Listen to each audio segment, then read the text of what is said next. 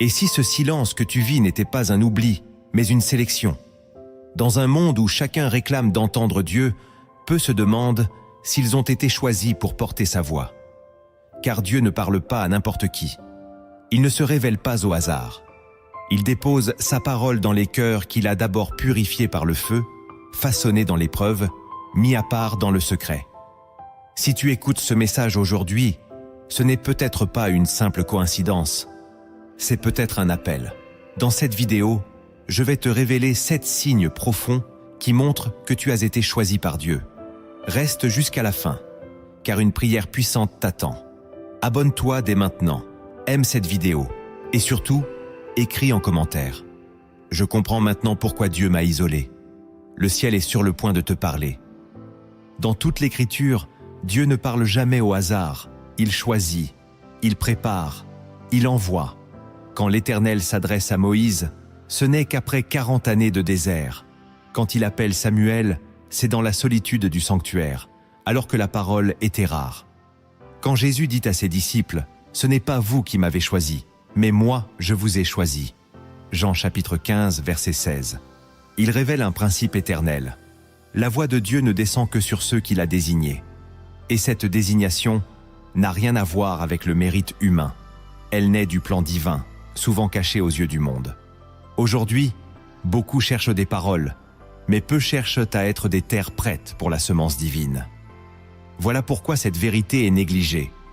Entendre Dieu, ce n'est pas une faveur instantanée, c'est une marque d'élection silencieuse.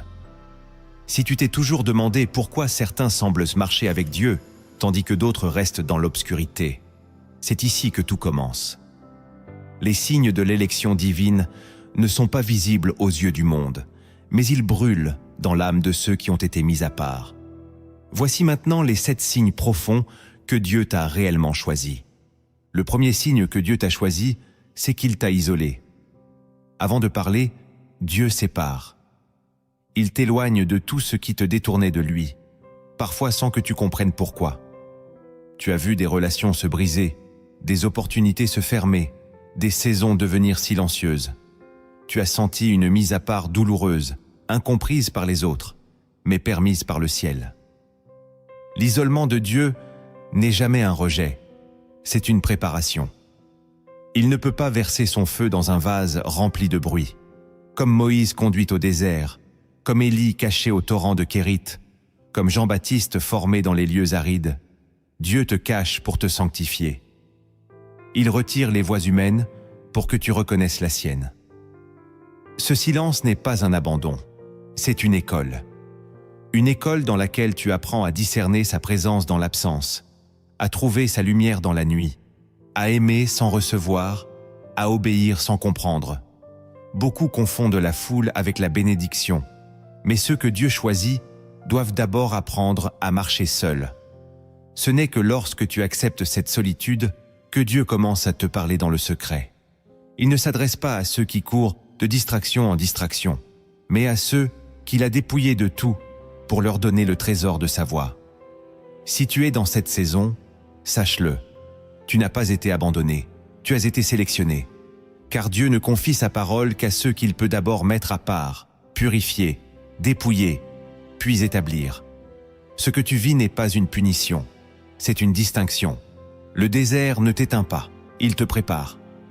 La solitude ne t'écrase pas, elle te sanctifie. C'est là que naît la voix de Dieu. Et cette voix, une fois révélée, fait de toi un porteur d'éternité. Le deuxième signe que Dieu t'a choisi, c'est que tu ressens une douleur intérieure face au péché. Même lorsque personne ne te voit, ton cœur pleure lorsque tu tombes. Tu ne te contentes plus de confesser, tu ressens une tristesse qui vient du ciel.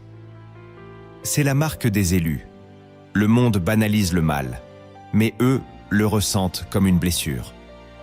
Ce qui ne dérange pas les autres devient pour toi une source de combat intérieur.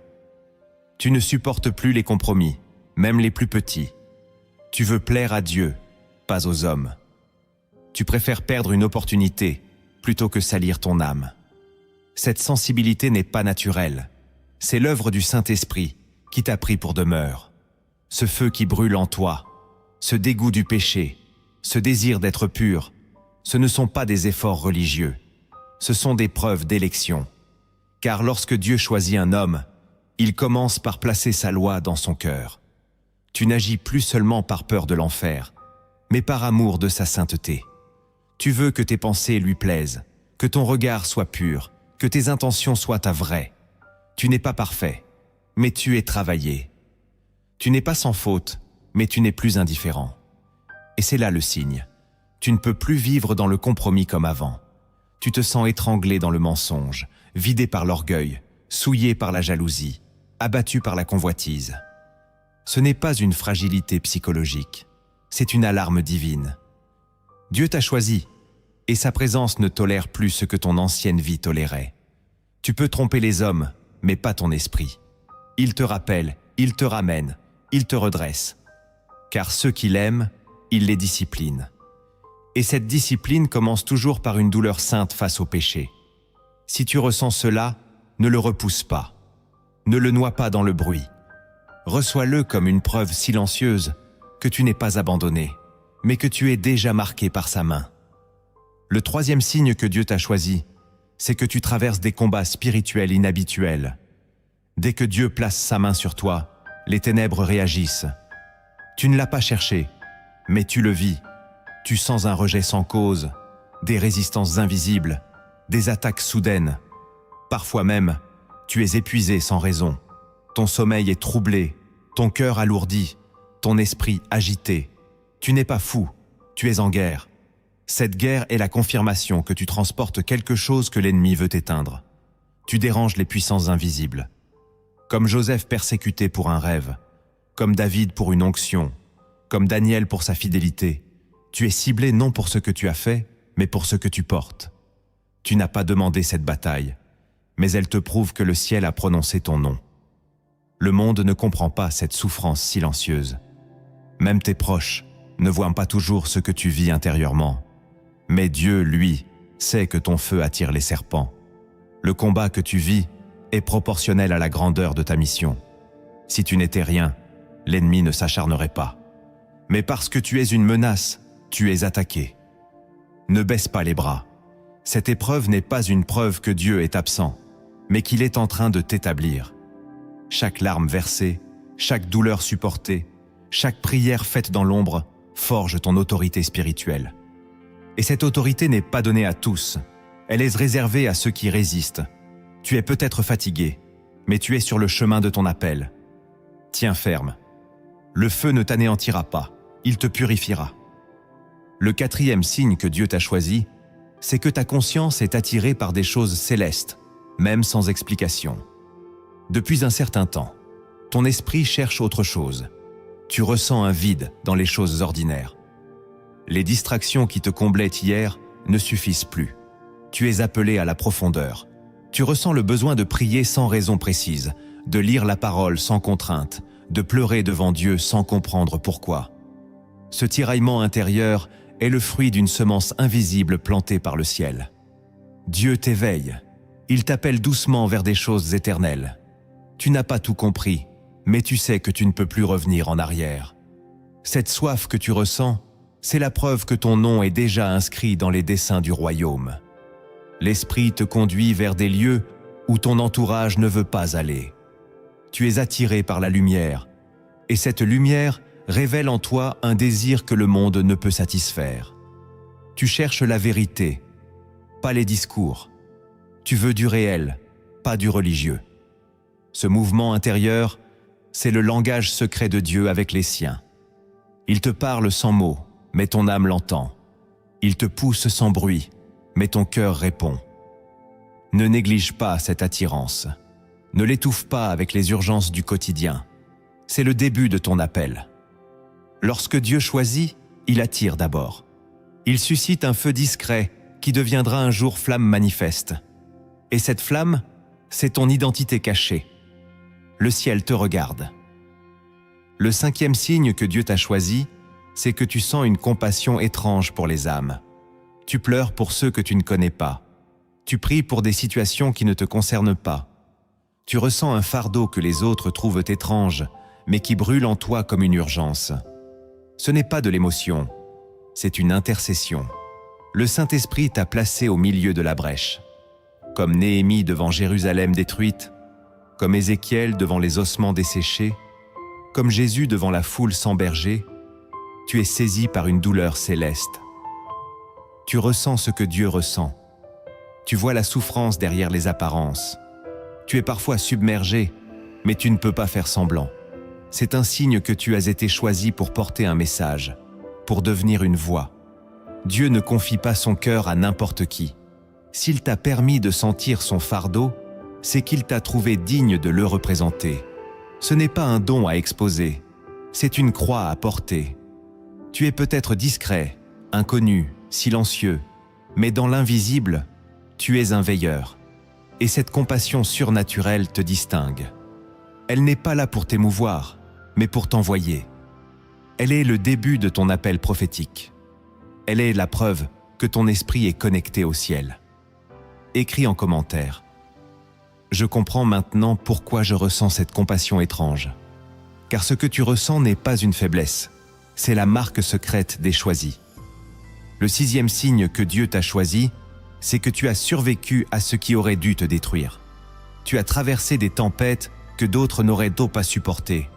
Tu as connu des nuits où plus rien n'avait de sens, des saisons où même prier semblait impossible.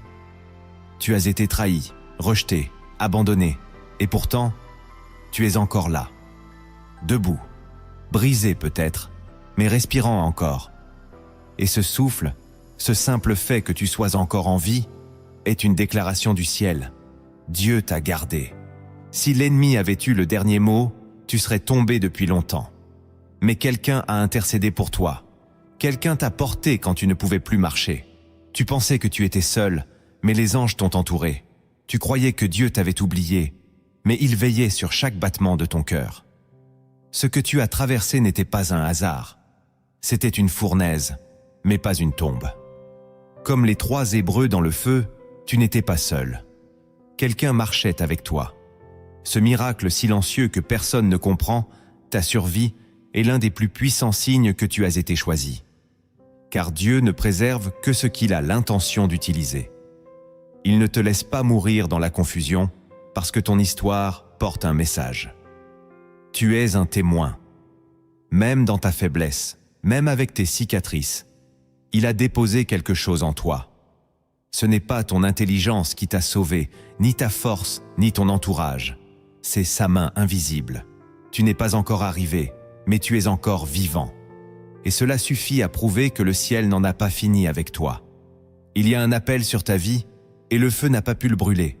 Si tu respires encore, c'est que tu as été choisi. Pas parce que tu le mérites, mais parce que ta vie porte un sens prophétique que seul Dieu connaît. Ce n'est pas la fin, c'est le commencement d'une mission que personne ne pourra arrêter, parce que celui qui t'a gardé, c'est le Dieu qui t'a choisi avant même ta naissance. Le 7e signe que Dieu t'a choisi, c'est que tu entends sa voix dans des endroits où les autres n'entendent rien. Ce n'est pas toujours audible, ni spectaculaire, mais c'est réel. Il y a des pensées qui viennent avec une paix que tu ne peux pas expliquer. Il y a des avertissements qui surgissent dans ton cœur au bon moment. Il y a des versets qui brûlent dans ton esprit, comme s'ils avaient été écrits pour toi seul. Tu sais que ce n'est pas ton imagination. Tu reconnais cette voix qui t'apaise, qui te corrige, qui te guide. C'est discret, mais puissant. Et même quand tu veux l'ignorer, elle revient. Elle te poursuit dans le silence, dans la prière, dans la nuit. Cette voix ne te crie pas dessus, elle t'élève. Elle ne te culpabilise pas. Elle t'appelle plus haut. Elle te connaît mieux que toi-même. Si tu l'as déjà entendu, c'est un signe redoutable. Tu n'es pas un simple croyant, tu es un intime. Dieu ne parle pas ainsi à tout le monde. Il ne partage pas ses secrets avec la foule. Il choisit ceux qu'il appelle amis, comme Abraham, comme Moïse, comme les prophètes. Et lorsqu'il trouve un cœur qui lui répond dans l'obéissance, il commence un dialogue éternel. Tu n'as pas besoin d'une estrade ou d'un micro. Ce que tu portes est plus grand que ce que tu montres. Tu es un réceptacle de la voix divine. Et cette voix, même quand elle se tait, laisse une trace. Elle façonne tes décisions. Elle oriente tes pas. Elle construit ton avenir. Si tu entends Dieu dans la prière, dans les Écritures, dans les situations simples de ta vie, alors tu es de ceux qu'il a choisis pour marcher avec lui. Ce n'est pas une illusion, c'est une invitation. Car chaque murmure du ciel est une preuve d'amour. Et cet amour ne cherche pas des religieux, mais des cœurs entiers. Continue d'écouter. Car ceux qui entendent sa voix sont ceux que Dieu appelle à devenir des porte-voix pour leur génération. Quand Dieu choisit une vie, il y laisse des marques silencieuses, des signatures secrètes, visibles seulement pour ceux qui vivent dans l'esprit. Ces signes ne se crient pas, ils se discernent. Ils ne flattent pas, ils forment. Voici 10 sceaux invisibles que Dieu grave en ceux qu'il a élus pour porter sa voix dans un monde qu'il a oublié. La première signature secrète de l'élection, c'est le poids constant de la présence divine, même dans le silence. Ceux que Dieu a choisis ne se sentent jamais vraiment seuls, même dans les déserts les plus arides. Il y a en eux une conscience vivante, une sensation invisible mais lourde, comme si une main invisible reposait constamment sur leur vie. Ce n'est pas toujours agréable. Ce poids les empêche de fuir, de se cacher, de retourner à une vie facile. Ils peuvent traverser des échecs, des erreurs, des retours en arrière, mais la présence de Dieu les rattrape toujours.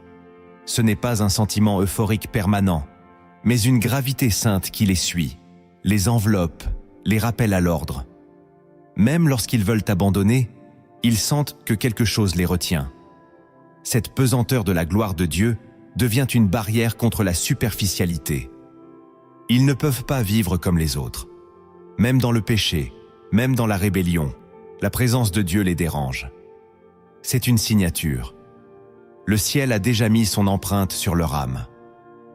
Cette sensation de décalage avec le monde, ce mal-être spirituel face à la légèreté ambiante, ce besoin d'intimité avec Dieu même sans savoir pourquoi, ce sont des signes que Dieu a établi un lieu secret entre lui et eux. Il les éveille la nuit. Il les poursuit dans leurs pensées. Il les corrige en silence. Cette pression n'est pas un fardeau inutile. Elle est la preuve que leur vie ne leur appartient plus. Dieu les a marqués, et cette marque se manifeste par une proximité constante, silencieuse, mais irrévocable. Tant qu'ils respirent, cette présence les presse. Elle ne cherche pas à les flatter, mais à les façonner. Et tant qu'ils ne s'abandonnent pas à cet appel, ils seront toujours tiraillés. C'est une invitation à l'intimité, à la sanctification, à la mission. Cette pression intérieure est le témoignage que Dieu les a choisis pour marcher différemment, pour vivre différemment, pour porter quelque chose que le monde ne peut pas comprendre, mais que le ciel reconnaît. La deuxième signature secrète de l'élection, c'est la rupture soudaine avec des cercles autrefois familiers.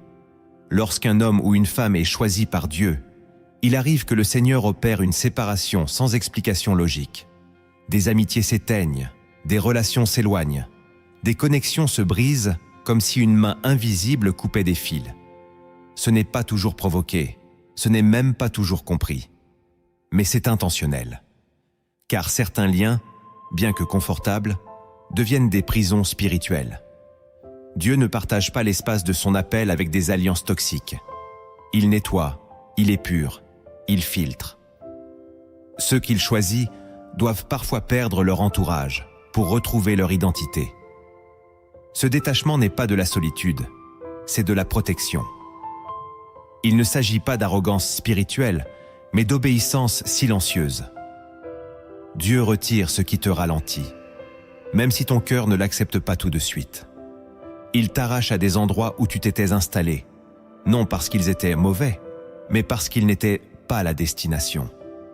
Et plus tu grandis en lui, plus tu réalises que l'élection divine implique des détachements douloureux. Tu ne peux pas marcher avec tous, ni rester là où la présence de Dieu ne t'accompagne plus. La rupture fait mal, mais elle libère. Elle te pousse à chercher Dieu plus profondément, à dépendre de lui davantage, à marcher par la foi. Ces départs inattendus, ces éloignements inexpliqués, ces relations soudainement distantes ne sont pas des échecs, ce sont des signatures divines. Dieu te sanctifie en t'isolant de ce qui ne portait plus de fruits.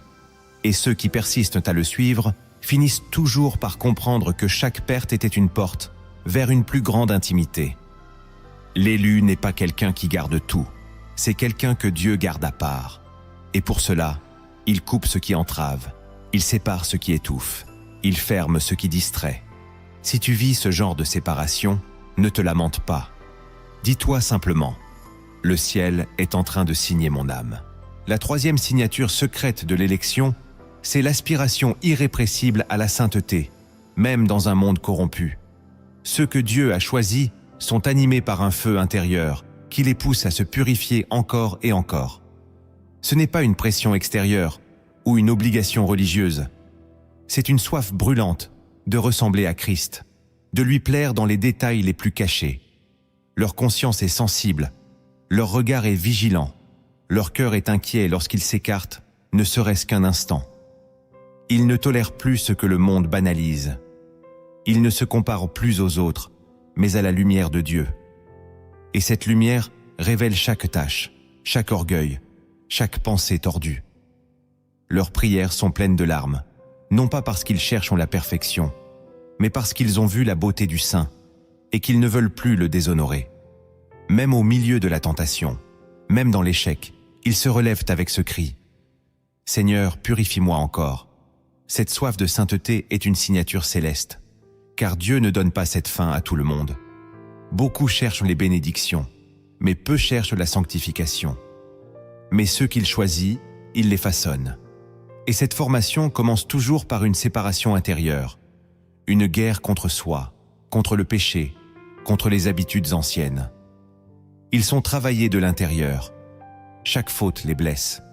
Chaque compromis les dérange. Ils n'arrivent plus à vivre dans la tiédeur. Le feu de l'autel brûle dans leur âme. Ils ne veulent pas seulement être sauvés, ils veulent être dignes du regard de Dieu. Et c'est là que l'élection se révèle.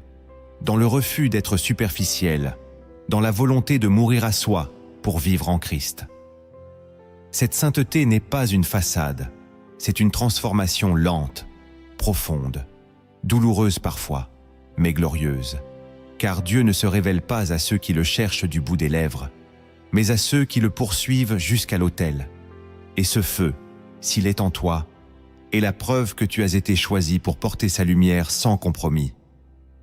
La quatrième signature secrète de l'élection, c'est l'éveil soudain à la douleur des autres. Tu commences à ressentir ce que les autres vivent. Ton cœur devient une antenne spirituelle. Tu entres dans une pièce et tu sens la lourdeur d'une âme brisée. Tu entends un témoignage et les larmes montent sans prévenir. Tu lis un verset et tu ressens le fardeau du monde. Ce ne sont pas des émotions faibles, ce sont des sensibilités prophétiques. Dieu commence à ouvrir tes entrailles spirituelles. Il te fait goûter à son cœur. Et son cœur est souvent brisé par la misère, l'aveuglement, l'injustice. Tu n'arrives plus à rester indifférent. Tu veux aider, prier, servir, consoler. Même sans savoir comment. Ce réveil intérieur n'est pas humain, c'est céleste. Il est la marque de ceux que Dieu appelle à être des intercesseurs, des prophètes, des porteurs de sa compassion. Il te rend vulnérable pour que tu deviennes utile. Ce n'est pas un appel à pleurer, mais à porter. Tu n'es pas juste sensible, tu es choisi pour porter un fardeau. Et ce fardeau n'est pas un poids qui détruit, mais une croix qui sanctifie. Tu commences à aimer ceux que tu ne connais pas, à prier pour ceux qui t'ont blessé, à te sacrifier sans recevoir. C'est là que l'élection devient visible. Dieu ne confie pas son amour à des cœurs fermés. Il cherche ceux qu'il peut remplir de sa tendresse. Et cette tendresse devient une arme contre la haine du monde. Elle devient un feu doux qui réveille les morts. Si tu ressens cette douleur intérieure sans savoir pourquoi, si tu portes les autres dans ta prière sans les comprendre, sache-le. Tu as été choisi pour aimer avec le cœur de Dieu. La cinquième signature secrète de l'élection, c'est l'accélération soudaine de ton discernement spirituel. Tu te mets à comprendre des choses sans qu'on te les ait enseignées. Tu lis un passage biblique, et il te parle comme si Dieu te le murmurait à l'oreille. Tu entends une prédication, et ton esprit discerne ce qui est vrai, ce qui est charnel, ce qui est inspiré. Tu perçois les intentions derrière les paroles. Tu sens quand un lieu est chargé, quand une atmosphère est contaminée, quand une personne est en conflit intérieur. Ce n'est pas de la méfiance, c'est du discernement. L'Esprit de Dieu commence à aiguiser ton regard intérieur. Tu n'es plus séduit par les apparences. Tu recherches la vérité, l'authenticité, la présence réelle de Dieu. Et ce discernement te pousse à fuir certaines conversations, à te taire devant certaines invitations, à prier plus avant de répondre. Ce que tu vis est une formation divine. Dieu entraîne ton esprit pour que tu sois une sentinelle. Il ne veut pas que tu marches dans l'illusion. Il veut que tu vois comme lui voit. Et pour cela, il t'ouvre les yeux. Même si ton entourage ne comprend pas toujours ton silence, tes choix, ta prudence, c'est normal. Tu as été marqué par une sagesse qui ne vient pas de la chair. Tu discernes non pour juger, mais pour protéger. Tu vois les pièges avant qu'ils arrivent. Tu sens les failles avant qu'elles ne s'ouvrent. Ce don n'est pas un privilège, c'est une responsabilité. Il est la preuve que Dieu veut t'utiliser comme une sentinelle dans cette génération. Et si ton discernement s'aiguise, ce n'est pas pour t'élever, mais pour mieux servir ceux que Dieu t'enverra. La 6e signature secrète de l'élection, c'est l'intolérance croissante envers la superficialité spirituelle. Plus tu avances, plus tu sens que tu ne peux plus supporter la légèreté dans les choses de Dieu. Les discours creux t'agacent. Les spectacles déguisés en culte t'attristent. Les paroles sans feu te laissent vide. Ce n'est pas un esprit critique, c'est un esprit affamé. Ton âme ne veut plus être nourrie de bruits religieux. Elle cherche la présence véritable. Tu ne cherches plus les émotions, tu cherches l'onction. Tu ne veux plus être impressionné, tu veux être transformé. Et ce rejet intérieur des apparences sans profondeur est une signature puissante. Dieu est en train de sanctifier ta faim. Il t'éduque à la profondeur. Il te dégoûte de l'artificiel pour te préparer à l'authentique. Tu préfères un silence habité qu'un vacarme sans esprit. Tu ressens parfois une solitude dans l'assemblée, car ton cœur ne vibre plus aux mêmes choses. Mais cette solitude est sainte. Elle te pousse à chercher Dieu en dehors des structures. Elle te pousse à creuser la parole, à t'agenouiller en secret, à refuser les compromises spirituels. Ce n'est pas de l'élitisme, c'est de la consécration. Le Saint-Esprit te forme à distinguer l'or du cuivre. Tu discernes les faux feux, les fausses flammes, les faux prophètes. Ton cœur ne supporte plus les jeux. Il soupire après la gloire authentique. Et ce soupir est une prière silencieuse que Dieu entend. Il voit en toi un cœur qui désire la vérité, même quand elle est tranchante. Il voit un cœur prêt à être dérangé, enseigné, corrigé. Et à ces cœurs, il se révèle. Car il ne partage pas sa gloire avec le spectacle. Il l'accorde à ceux qui l'attendent en tremblant. Si tu vis cette soif de profondeur, cette colère sainte contre la tiédeur, ce rejet du compromis spirituel, alors sache-le, Dieu est en train de graver sur ton âme le sceau des vrais adorateurs. Ceux qui l'adorent en esprit et en vérité. Ceux qui ne se contentent plus de dire « Seigneur, Seigneur », mais qui veulent le connaître dans la profondeur de sa sainteté. C'est un appel à vivre autrement, à aimer autrement, à servir autrement, dans la vérité. La 7e signature secrète de l'élection, c'est l'échec apparent de tes projets humains. Ceux que Dieu choisit ne réussissent pas toujours dans ce que le monde célèbre. Ils échouent parfois là où ils pensaient en briller. Ils perdent des opportunités qu'ils croyaient être des bénédictions. Ils voient de leurs efforts ne pas produire les fruits espérés. Et ce n'est pas toujours à cause d'un manque de compétences. C'est Dieu lui-même qui ferme certaines portes. Il ne veut pas que tu t'installes là où il ne t'envoie pas. Il ne veut pas que tu t'enracines dans ce qui ne porte pas sa voix. Alors, il te fait échouer, non pour te punir, mais pour te rediriger. Il permet des retards, des blocages, des incompréhensions. Tu te sens parfois inutile, perdu, abandonné. Mais en vérité, tu es en formation.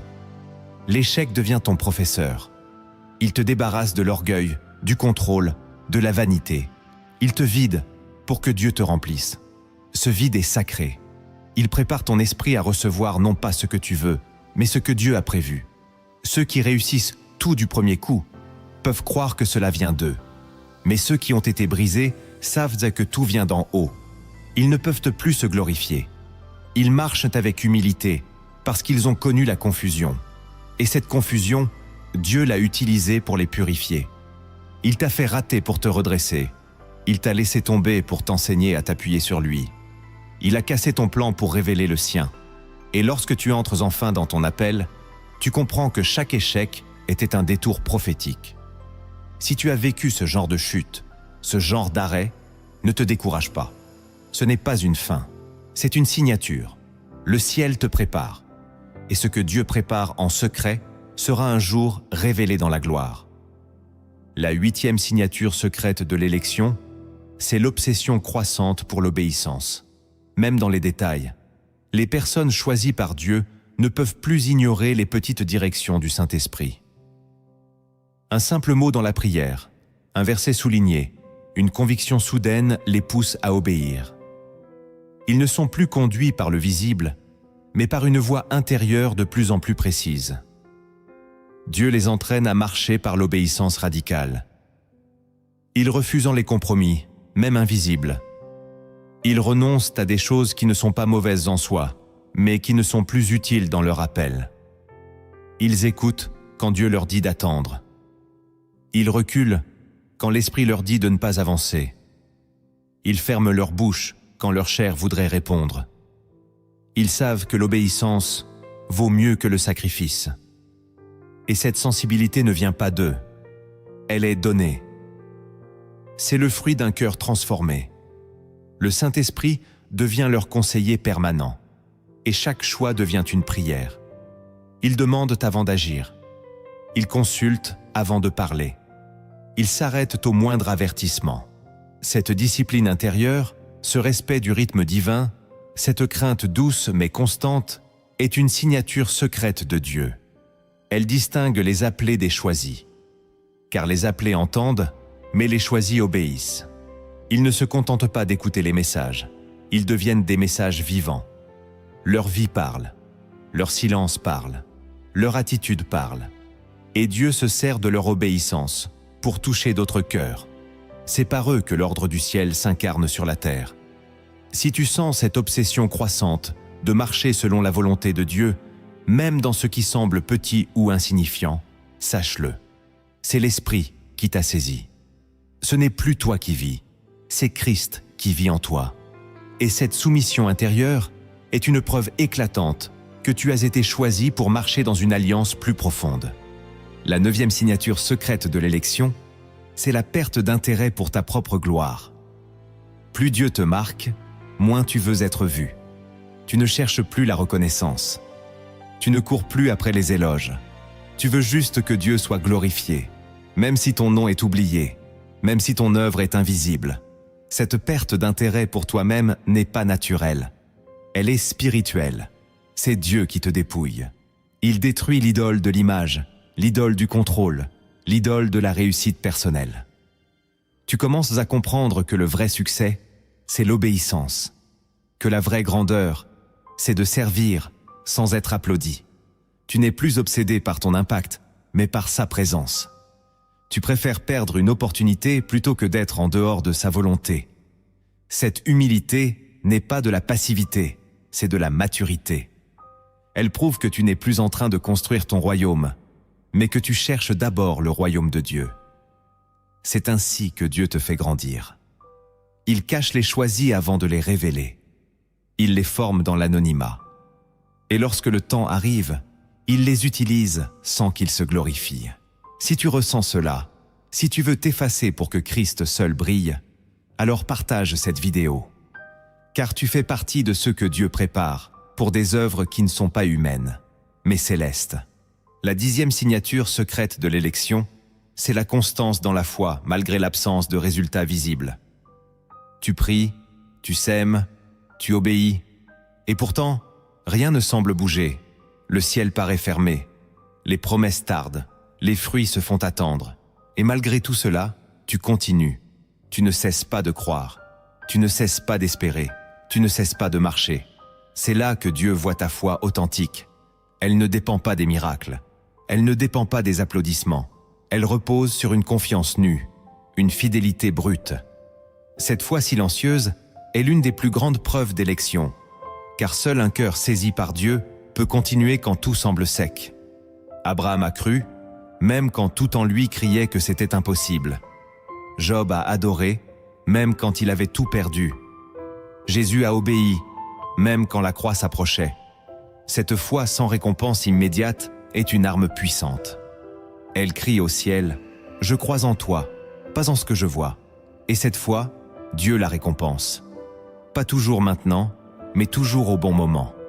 Si tu continues d'aimer, de servir, de chercher, même dans le vide, alors tu portes en toi le sceau invisible de l'élection. Tu es un véritable fils, une véritable fille du royaume. Être choisi par Dieu n'est pas un titre, c'est une responsabilité. Et chaque choix du ciel attend une réponse de la terre. Ces gestes, parfois simples mais porteurs d'éternité, sont les réponses sacrées à l'appel de Dieu. Elles transforment l'élection en témoignage et la foi en mouvement. Voici 7 réponses concrètes qui manifesteront que Dieu t'a véritablement mis à part. La première réponse sacrée à l'appel de Dieu, c'est de sanctifier ton environnement. Tu ne peux pas accueillir la voix du ciel dans un lieu où règne le désordre, l'impureté ou l'idolâtrie invisible. Ceux que Dieu choisit doivent purifier leur espace avant même de prétendre entrer dans sa présence. Cela commence par ton intérieur, les pensées, les objets, les influences. Il te demande de faire le ménage, pas seulement physique, mais spirituel. Jette ce qui t'attache au monde. Éteins ce qui éteint la lumière en toi. Romps avec les sources de distraction qui désaccordent ton esprit. L'Esprit de Dieu aime les lieux préparés, les lieux mis à part. Tu dois faire de ton cœur un sanctuaire, mais aussi de ta maison un lieu d'accueil pour le saint. Ce n'est pas un excès de zèle, c'est une loi spirituelle. Quand Jésus entre dans le temple, il renverse les tables.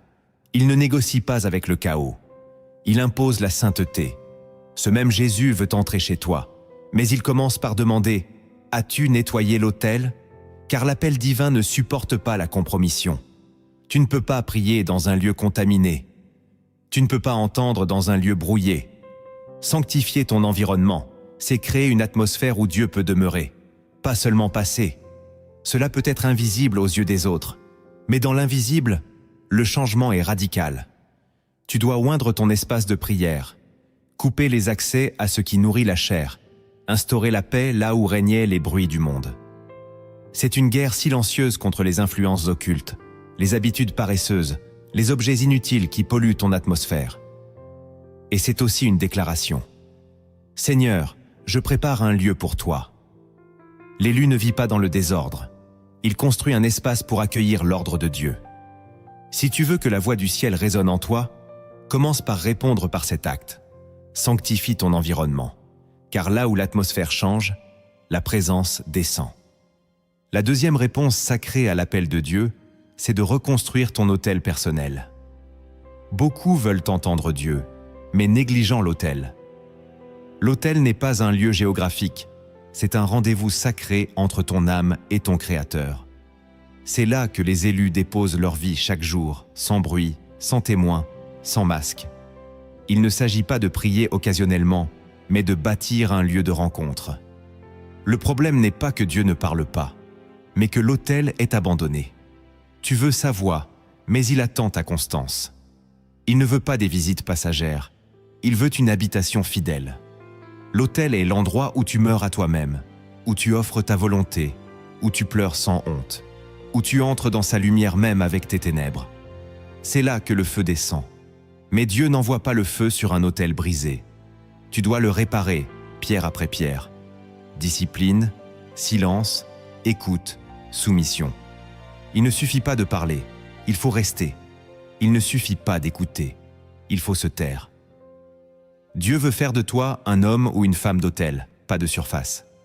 Il veut que tu le rencontres chaque jour, même sans émotion, même sans réponse immédiate. La fidélité dans le secret est la plus grande preuve d'amour. Tu ne pries pas pour être exaucé, tu pries parce que tu es à lui. Et cette constance ouvre des portes que la connaissance ne pourra jamais ouvrir. Reconstruire l'autel, c'est prendre une décision ferme. Je donne à Dieu 1 heure, un lieu, une attention sans partage. Et je le fais non pas quand je peux, mais parce que je suis appelé. L'autel te transforme plus que tes œuvres. C'est là que ton identité s'établit, que ton regard change, que ton esprit se dégage des chaînes invisibles. Si tu veux porter l'élection avec vérité, ta deuxième réponse sacrée doit être claire. Reviens à l'autel et ne quitte plus ce lieu. C'est là que Dieu parle à ses intimes. La troisième réponse sacrée à l'appel de Dieu, c'est d'embrasser les saisons d'incompréhension. Lorsque tu es choisi, il y aura des périodes où rien ne semblera logique. Dieu te cache. Il te fait passer par des chemins qui ne ressemblent pas à ton appel. Tu te sens inutilisé, oublié, mis de côté. Ceux que tu aides te tournent le dos. Ceux que tu bénis te méprisent. Et pourtant, Dieu est silencieux. Il n'explique rien, mais il travaille.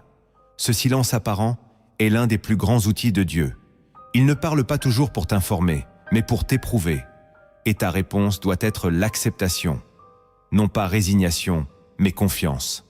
Accepter que tu ne comprennes pas tout. Accepter que le ciel a un temps que la terre ignore. Ce que tu vis aujourd'hui est peut-être une dissimulation protectrice. Dieu cache les perles jusqu'à ce qu'elles soient prêtes. Il te forme dans l'ombre pour que tu brilles dans la lumière sans orgueil. Et pendant ce temps, il observe. Vas-tu persévérer sans reconnaissance? Vas-tu le chercher sans résultat? Vas-tu l'aimer sans explication? C'est dans cette obscurité que naît la foi profonde.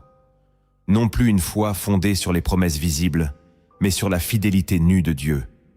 Ta réponse sacrée, c'est de continuer, de te taire sans t'éteindre, de marcher sans voir, de louer sans ressentir, car chaque fois que tu choisis de rester debout dans l'incompréhension, tu deviens plus fort que tu ne l'étais hier.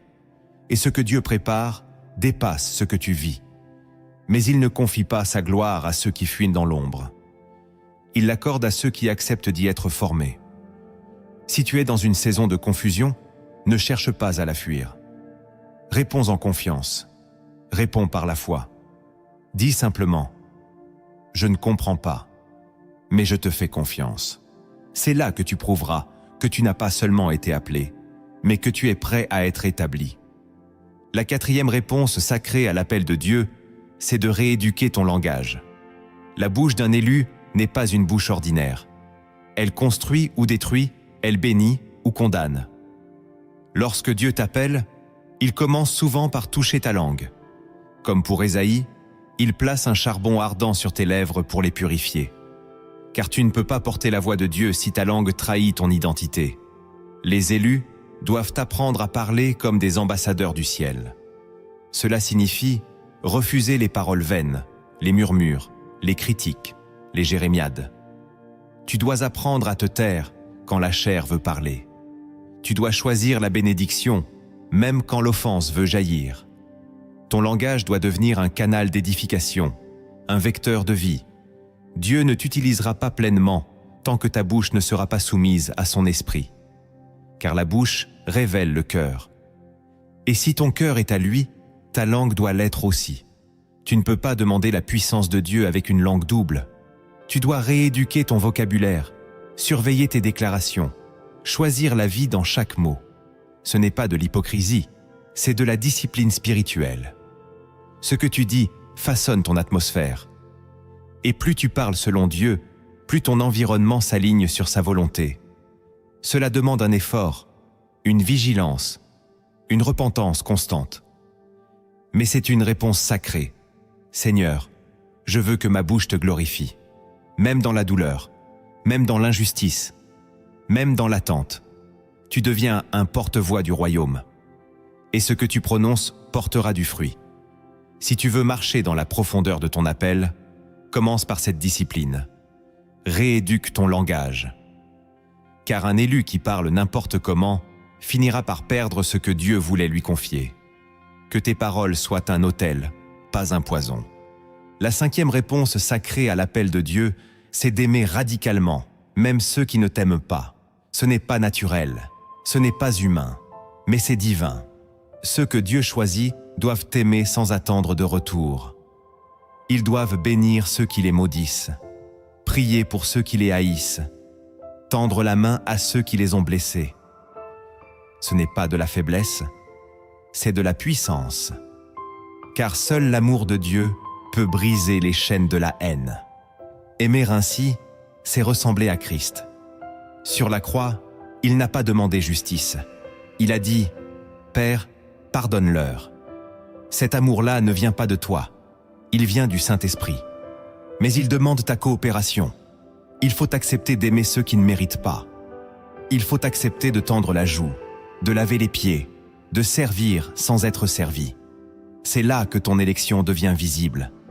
Car tu agis comme un fils du royaume, non comme un citoyen du monde. Ton cœur devient un canal de grâce. Et cette grâce transforme. Elle guérit, elle libère, elle enseigne. Même si tu es trahi, blessé, incompris, tu réponds par l'amour. Car l'amour est l'arme la plus puissante que Dieu a confiée à ses élus. Ce n'est pas un sentiment, c'est une mission. Si tu veux vivre l'appel de Dieu jusqu'au bout, tu dois choisir d'aimer comme lui, sans réserve, sans condition, sans protection, même si cela fait mal, car c'est là que naît la gloire, dans l'amour crucifié. Écris en commentaire « Je choisis d'aimer même ceux qui ne m'aiment pas ». C'est le début de la vraie grandeur. La 6e réponse sacrée à l'appel de Dieu, c'est de renoncer aux raccourcis. Lorsque tu es choisi, l'ennemi ne peut pas t'arrêter, mais il peut te proposer des détours séduisants. Des raccourcis vers la réussite, la reconnaissance, la facilité. Ces chemins semblent plus rapides, plus logiques, plus accessibles, mais ils sont empoisonnés. Jésus, dans le désert, a été tenté par cette même stratégie. Si tu te prosternes, je te donnerai tous les royaumes. Mais il a répondu avec l'écriture, pas avec l'ambition. C'est là que commence la vraie fidélité, dans le refus de faire avancer ton appel par des moyens tordus. Tu dois apprendre à attendre le temps de Dieu, à préférer l'obéissance au résultat, à choisir l'intégrité même si cela te coûte des opportunités. Le raccourci tue la croissance, il vole l'intimité, il donne des couronnes sans croix, des podiums sans fondement, des promesses sans transformation. Dieu ne construit rien de durable dans l'impatience. Ceux qu'il choisit, il les forme dans la lenteur. Il casse les agendas humains. Il retarde ce que tu désires pour tester ce que tu préfères.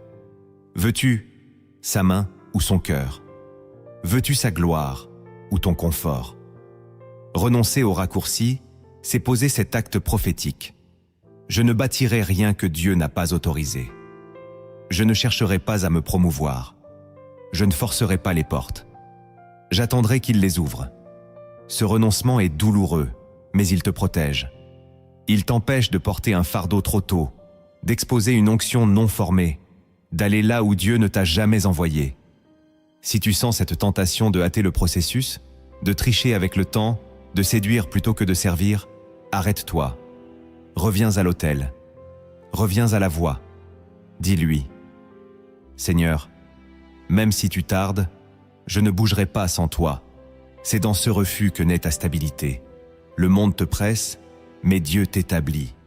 Et ceux qui renoncent aux raccourcis sont ceux que Dieu élève dans la durée, dans la profondeur, dans la fidélité invisible que seuls les anges peuvent applaudir. La 7e réponse sacrée à l'appel de Dieu, c'est de défendre la voix de Dieu en toi, même quand tout l'extérieur te contredit. Être choisi, c'est entendre des choses que d'autres ne comprennent pas. C'est recevoir des instructions que personne ne valide. C'est suivre un chemin que ton entourage critique. Et c'est là que le vrai combat commence. Vas-tu croire ce que Dieu t'a dit ou ce que les autres te disent? Vas-tu te taire pour être accepté ou parler même si cela te coûte? Ceux que Dieu choisit sont souvent moqués, rejetés, incompris. Noé a construit une arche sans nuages. Abraham a quitté tout sans carte. Élisée a quitté ses bœufs pour suivre un manteau. Tous ont été jugés fous, déraisonnables, orgueilleux, mais ils ont obéi. Et leur obéissance a changé l'histoire. Si tu veux marcher dans l'élection, tu dois apprendre à défendre cette voix intérieure contre toutes les autres, même contre tes doutes, même contre ta logique. Il arrivera que personne ne te confirme, que ton appel reste invisible, que ta vision semble irréaliste. Mais si c'est Dieu qui te l'a dit, alors c'est lui qui l'accomplira. Tu dois t'attacher à ce que Dieu t'a murmuré dans le secret, même quand les cris du monde essaient de t'en détourner. Cela demande du courage, de la persévérance, une foi qui refuse de se plier au consensus. Tu deviens un porteur de flammes, un gardien de feu, un veilleur dans la nuit. Et ton acte sacré, c'est de dire « Je n'abandonnerai pas ce que Dieu m'a confié, même si personne ne m'applaudit. » Tu dois protéger cette voix comme un trésor, la nourrir, la renforcer, l'honorer. Car si tu la méprises, tu perds ta direction. Si tu la défends, tu accèdes à ton héritage. Ceux que Dieu choisit sont souvent seuls, mais ce sont eux qui ouvrent des chemins pour d'autres. N'éteins pas ce que Dieu a allumé. Même si personne ne voit la lumière, le ciel la reconnaît. Et il dira, « Celui-là, c'est mon serviteur fidèle. » Il y a des vérités qu'on ne peut pas expliquer avec des mots, mais qu'on peut graver dans l'âme à travers une histoire. Le royaume parle souvent par paraboles. Voici une image inspirée des cieux, un récit qui renferme un mystère sacré. Si ton cœur est attentif, tu reconnaîtras dans cette histoire ton propre chemin d'élection. Il était une fois un jeune porteur d'eau nommé Elior, dans un village désertique où la pluie n'était tombée depuis des années. Chaque matin, il se levait avant l'aube pour parcourir les vallées et remplir 2 seaux de pierre à une source cachée, bien au-delà des terres connues. Le chemin était rude, solitaire, dangereux. Mais Elior revenait toujours. Il déposait l'eau dans une grande jarre devant le sanctuaire abandonné au centre du village. Les gens se moquaient, à quoi bon remplir ce temple vide? Il n'y a ni prêtre, ni cérémonie, ni Dieu. Mais Elior répondait simplement, « Je remplis pour celui qui viendra. » Les années passèrent. Le sanctuaire restait désert. La jarre débordait parfois, puis l'eau s'évaporait. Elior perdait ses forces, sa jeunesse, ses amis. Un jour, fatigué, il décida d'arrêter. Il ne retourna pas à la source. Il laissa la jarre vide. Le silence s'installa dans le village. Puis, quelques jours plus tard, une nuée descendit du ciel. Un vent se leva. Une voix se fit entendre dans le sanctuaire. « Où est le porteur de foi ?» Les habitants, effrayés, se rassemblèrent. Elior, abattu, s'avança. Il dit, « J'ai rempli, sans voir. J'ai cru, sans entendre. Mais j'ai cessé. » La voix répondit, « Tu as tenu jusqu'au seuil. Reprends les seaux. » Le lendemain, Elior retourna à la source. Mais en arrivant, il trouva une rivière, là où il n'y avait qu'un filet d'eau. Les seaux se remplirent d'une eau lumineuse, douce et vive. En revenant au village, il vit que le sanctuaire brillait. La voix descendait, les malades guérissaient, les enfants chantaient. Tout avait changé. Un vieil homme s'approcha de lui et dit, « Tu étais porteur d'eau. Maintenant, tu es porteur de Dieu. » Elior tomba à genoux, les larmes aux yeux. Il avait compris. Son obéissance silencieuse avait préparé la demeure du Très-Haut. Son appel n'était pas dans le bruit, mais dans la fidélité. Et ceux qui l'avaient méprisé le suivirent désormais jusqu'à la source.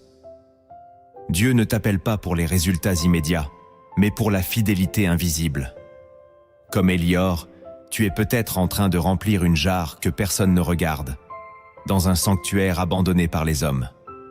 Tu portes un seau jour après jour, sans retour, sans fruit, sans reconnaissance. Mais ce que tu remplis dans l'ombre prépare une visitation. L'appel n'est pas une montée glorieuse, c'est une descente humble vers l'obéissance.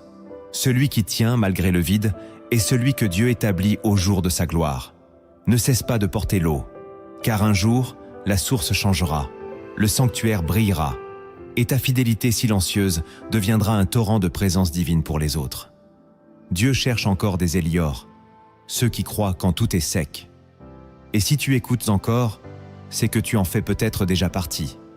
Tu as peut-être passé ta vie à chercher des preuves que Dieu t'aimait. Mais tu ne savais pas qu'il t'avait déjà choisi. Avant que tu ne comprennes, il t'avait déjà mis à part. Avant que tu ne répondes, il t'appelait dans le silence. Chaque signe, chaque douleur, chaque feu intérieur n'était pas une coïncidence. C'était une marque d'élection. Le ciel ne choisit pas les forts, mais les disponibles. Il ne cherche pas les parfaits, mais les obéissants. Tu n'as pas été mis de côté, tu as été mis à part. Et si tu as reconnu ta propre histoire dans ces signes, alors sache-le, Dieu t'a vu. Il ne t'a jamais perdu. Et maintenant qu'il a éclairé ton âme, il attend ta réponse. Que cette révélation ne soit pas une émotion passagère, mais le début d'un engagement éternel. Le choix de Dieu est réel. Et aujourd'hui, tu peux y répondre. Avant de te laisser partir, j'aimerais prier pour toi. Pas une prière courte, mais une prière entière. Une prière qui touche l'élection de Dieu sur ta vie, là où personne ne t'a jamais vu. Ouvre ton cœur, ferme les distractions. Cette prière est pour toi, maintenant. Père, je viens devant toi avec cette voix, cette offrande, cette prière pour celui ou celle qui regarde cette vidéo. Je te prie pour l'élu caché, pour la servante silencieuse, pour le veilleur oublié. Seigneur, toi seul connais la profondeur de ce qu'il ou elle traverse. Toi seul entends les soupirs qui ne se disent pas, les larmes qui ne tombent plus, les combats qu'aucun regard ne perçoit. Je te prie maintenant d'approcher ton trône de son cœur et d'ouvrir les cieux sur sa vie. Qu'à cet instant même, ton esprit descende dans la pièce où il ou elle se trouve et que ton feu allume ce qui semblait éteint. Tu as choisi cette personne bien avant sa naissance. Tu l'as formée dans le secret. Tu l'as gardée dans les tempêtes. Tu l'as cachée aux yeux des hommes pour mieux l'exposer au moment voulu. Je prie pour que tu confirmes à son esprit que l'appel est réel, que la marque est scellée, que la voix qu'elle entend n'est pas un fruit de son imagination, mais un murmure de ton esprit. Seigneur, viens maintenant, avec douceur mais puissance, rappeler à ton enfant qu'il n'est pas perdu, mais attendu. Que ce cœur qui doutait retrouve la paix. Que ce front qui s'est courbé sous le découragement se relève maintenant dans la force divine. Je te prie, Père, pour qu'un vent nouveau souffle sur sa destinée, qu'une lumière se rallume dans les coins sombres de l'âme, que le découragement recule, que la culpabilité se brise, que les mensonges de l'ennemi soient confondus. Je déclare sur cette personne un réveil intérieur, que ses oreilles spirituelles s'ouvrent à ta voix, que son cœur redevienne sensible à ton esprit, que sa bouche devienne un canal de feu, qu'elle se lève, non dans sa force, mais dans la tienne, qu'elle ose marcher, même dans l'inconnu, parce qu'elle sait maintenant qu'elle est choisie. Je prie pour les blessures de rejet, les abandons, les trahisons. Je prie pour tous les silences non compris, pour les saisons de désert, pour les nuits sans direction.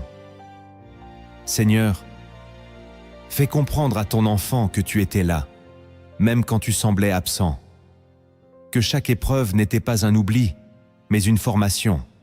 Je te supplie d'envoyer maintenant des signes clairs, des confirmations puissantes, des rencontres divines, qu'une parole se lève, qu'une promesse se réveille, qu'une conviction s'installe. Je prie pour la restauration complète, restauration de l'identité, restauration de la foi, restauration de la dignité spirituelle. Que cette personne se voie comme toi tu la vois, élue, précieuse, équipée, appelée.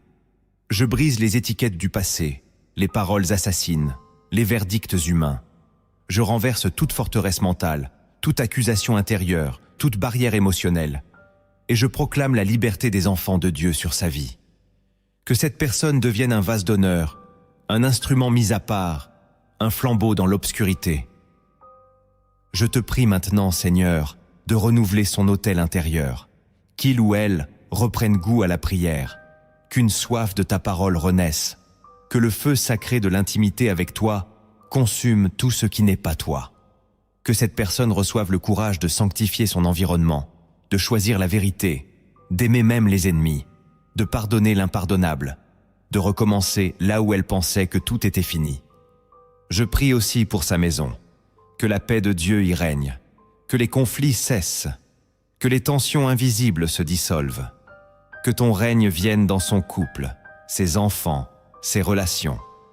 Je te prie d'envoyer des connexions divines, des mentors de l'esprit, des soutiens solides pour cette marche nouvelle.